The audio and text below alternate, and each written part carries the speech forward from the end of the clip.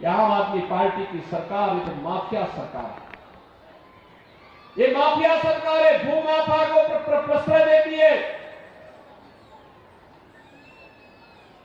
ये tanker mafia को प्रश्रय देती है, बस माफिया को प्रश्रय देती है। ये तमाम प्रकार की अराजकता को जन्म देने वाली सरकार है। बांग्लादेशी घुसपैठी और रोहिंग्या को प्रश्रय देकर के अराजकता फैलाने का काम करती है। इन्होंने ऐसा ही कार्य जामिया मिलिया के पास उत्तर प्रदेश की सिंचाई विभाग की सैकड़ों एकड़ लैंड थी।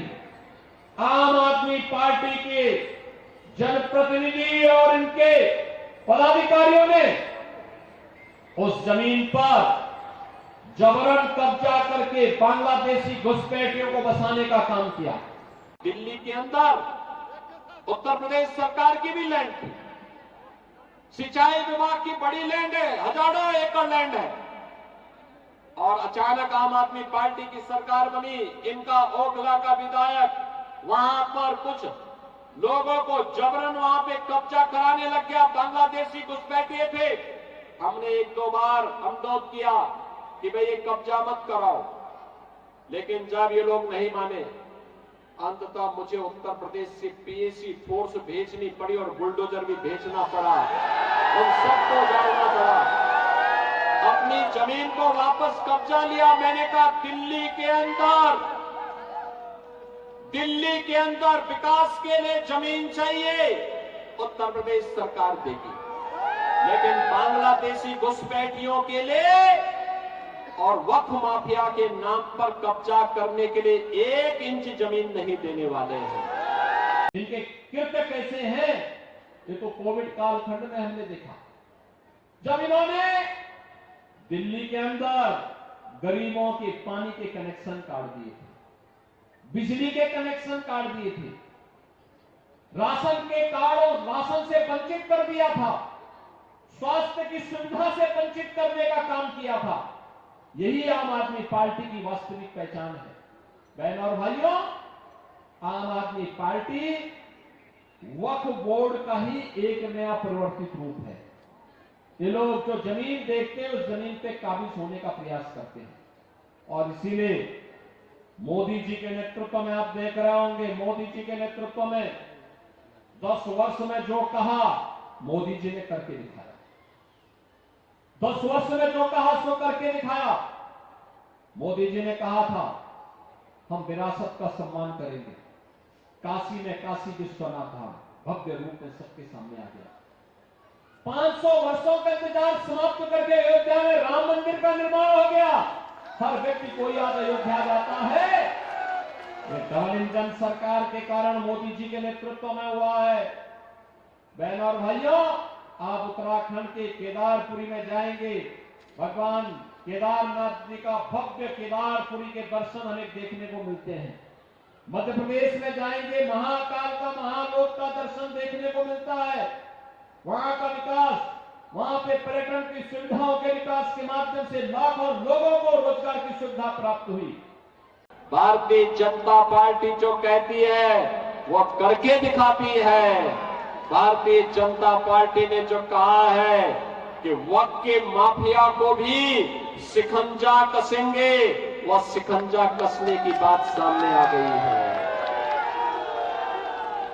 सरकारी प्रॉपर्टी तो गरीबों के आवास के लिए बनेंगे, गरीबों को पट्टा वितरण देने के लिए उपयोग में होंगी, हॉस्पिटल और विद्यालय बनाने के लिए, उद्योग के निर्माण के लिए होगा। ऐसा नहीं ये सिलसिला बंद हो जाएगा कि जहां रुमाल रखो वही वक्फ की प्रॉपर्टी हो गई। अरे सिलसिला बंद हो गया, इसमें लगाम लगने वाला है, और इसीलिए तो बौखलाहट है आम आदमी पार्टी और कांग्रेस में।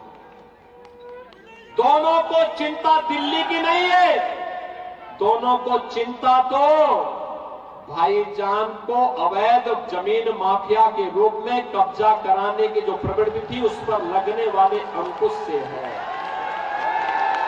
इनकी परेशानी भाईजान के सामने आने वाला संकट है। इन्होंने माफिया को पनपाया है। आज यहां पे इन्होंने भू माफिया को पनपाया, टैंकर माफिया को पनपाया, सड़क माफिया को पनपाया, वक्फ माफिया को पनपाया, पटरी माफिया को पनपाया। हर एक प्रकार के माफिया को, प्रवृत्ति को, कि दुष्प्रवृत्ति को आगे बढ़ा करके इन्होंने अपने राजनीतिक उल्लू को सीधा किया है। केजरीवाल जी, आपके लोगों ने दिल्ली के अंदर शराब घोटाला तो किया ही, भूमि घोटाला भी किया ही, भ्रष्टाचार के कीर्तिमान भी स्थापित किए और श्रमिकों के हकों पर भी डकैती डालने का काम किया। बीओसी बोर्ड में सेस का जो पैसा है, ये श्रमिकों के वेलफेयर में खर्च होना चाहिए। इन्होंने सैकड़ों करोड़ बांट दिए और जब उसकी जांच हुई, ऑडिट होता है, तो पता लगता है कि ये पैसा तो आम आदमी पार्टी के वर्कर को बांटा गया है, ये किसी श्रमिक को नहीं बांटा गया है। बहनों और भाइयों, श्रमिकों का पैसा आम आदमी पार्टी के कार्यकर्ताओं को खैरात की तरह बांटेंगे? आपको जाके देखना चाहिए। अरविंद केजरीवाल जी, जाइए उत्तर प्रदेश में, जाइए अटल आवासीय विद्यालय वर्ल्ड क्लास इंफ्रास्ट्रक्चर के रूप में, वर्ल्ड क्लास इंफ्रास्ट्रक्चर के रूप में बीओसी बोर्ड में रजिस्टर्ड श्रमिकों के बच्चों और कोविड कालखंड में निराश्रित हुए बच्चों के लिए वे विद्यालय बने हुए हैं। उत्तर प्रदेश के अंदर सभी कमिश्नरी मुख्यालयों में वे विद्यालय बन करके वर्तमान में चल रहे हैं और अत्याधुनिक शिक्षा की सुविधा का मॉडल कैसे होना चाहिए, वो एक मॉडल है। जाकर के देखेंगे तो अपने कृत्यों पर पश्चाताप करोगे, दिल्ली की जनता से माफी मांगोगे। ये लोग वक्फ माफिया को प्रश्रय देने वाले लोग हैं। इन्होंने वक्फ बोर्ड के नाम पर कैसे संरक्षण देने का काम किया है। आज भारतीय जनता पार्टी की केंद्र में मोदी जी के नेतृत्व की सरकार है। ये सरकार जो कहती है करके दिखाती है। दिल्ली के अंदर क्या दुर्व्यवस्था फैलाई है। बरसात के दिनों में यहाँ के नाले चौक होकर के जब ओवरफ्लो पानी होता है, कैसे पूरी दिल्ली डूबती हुई दिखाई देती है। ये दृश्य हर एक व्यक्ति की आंखों को खोलने वाला होता है। विकास के बारे में जो मैं कह रहा था, सड़कें गड्ढे में है या गड्ढे में सड़क है, इसका भी अंदाजा आप यहाँ की सड़कों पर चल करके रोज लगाते होंगे। और गंदगी का तो अंबार ही क्या, अंबार ही क्या। अरे आम आदमी पार्टी की तो इसका ये चुनाव चिन्ह ही जब्त कर देना चाहिए। झाड़ू तो यहाँ पे गंदगी का पर्याय हो गया है, दुर्व्यवस्था का पर्याय हो गया है। कारण है इन लोगों ने सफाई कर्मियों का भी शोषण किया है। श्रमिकों के लिए बीओसी बोर्ड के पैसे का दुरुपयोग किया है। विकास के कार्यों में इन्होंने सेंध लगाई है। विकास के न्याय के लिए आने वाले पैसे को इन लोगों ने बंदर बांट किया है। बहनों और भाइयों, दिल्ली से मेरठ के बीच में 12 लेन का एक एक्सप्रेसवे भारत सरकार बना रही थी। उत्तर प्रदेश सरकार सहयोग कर रही थी। दिल्ली के अंदर आम आदमी पार्टी की सरकार ने सहयोग करने से इनकार कर दिया। देश की पहली रैपिड रेल दिल्ली मेरठ के बीच बननी थी। उत्तर प्रदेश सरकार सहयोग कर रही थी। आम आदमी पार्टी की दिल्ली की सरकार ने सहयोग करने से इनकार कर दिया।